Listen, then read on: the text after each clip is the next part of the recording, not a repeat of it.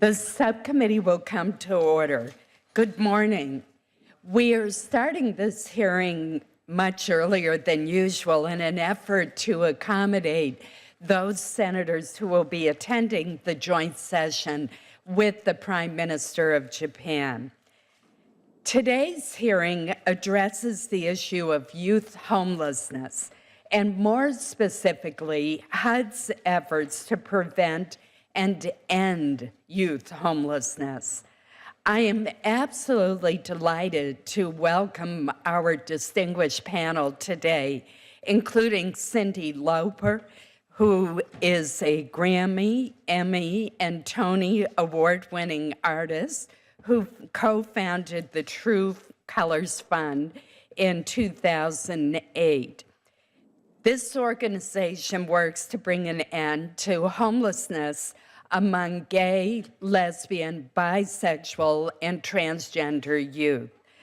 I had the great pleasure to have dinner last night with Cindy, and I know her extraordinary passion for this issue.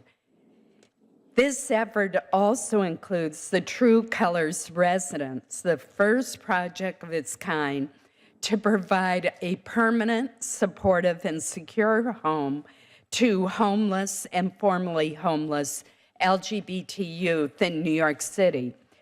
It includes a partnership with federal agencies, 5 federal agencies, to test strategies to prevent homelessness among LGBT youth.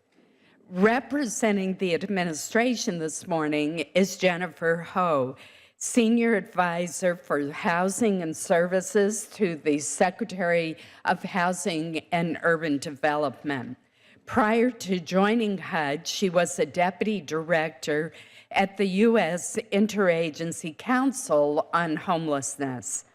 Also joining us this morning is Deborah Shore, the Executive Director and founder of Sasha Bruce Youth Work, which is one of the largest and most experienced providers of services to youth in Washington, D.C. Ms. Shore is also the chairman of the board of the National Network for Youth, an advocacy organization that educates policymakers about the needs of homeless youths. And last, but certainly not least, a discussion of youth homelessness would certainly be incomplete without our hearing from those who have experienced homelessness firsthand. Brittany Dixon from Auburn, Maine is here today.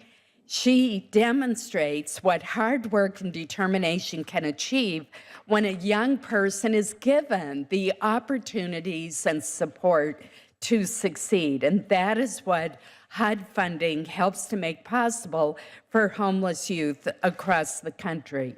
I told Brittany this morning that her testimony is so important. We deal with a lot of facts and figures, but when you put a human face on the issue of homelessness, it makes all the difference. So thank you for traveling to Washington to share your story. According to HUD's 2014 point-in-time count, there are more than 194,300 homeless children and youth, representing nearly 1/3 of all the homeless population. Of that total, more than 45,000 were unaccompanied homeless children and youth, which is nearly 8% of the total homeless population. 86% of these unaccompanied children and youth are between the ages of 18 and 24, with the remaining under the age of 18. Now, it's important to note that those figures reflect a single point in time. There are many more young people who find themselves homeless for a period of time throughout the course of the year that are not captured in that point of time survey. So that survey actually considerably understates the enormous number of homeless young people. In the year 2010, the administration published Opening Doors, Federal Strategic Plan to Prevent and End Homelessness, which sets the goal of preventing and ending child, family, and youth homelessness by 2020. Successfully ending youth homelessness cannot be done with federal funds alone. It requires cooperation and coordination across federal agencies at all different levels of government and in partnership with philanthropic and nonprofit organizations. To achieve this goal, we must understand how HUD's programs can be strengthened to better support homeless youth while operating within the unfortunately tight fiscal constraints that we face.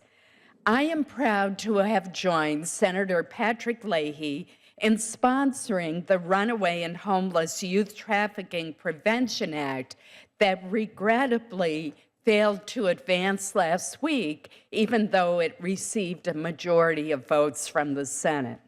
Our amendment would have reauthorized those critical prevention and treatment services that help homeless youth across the country.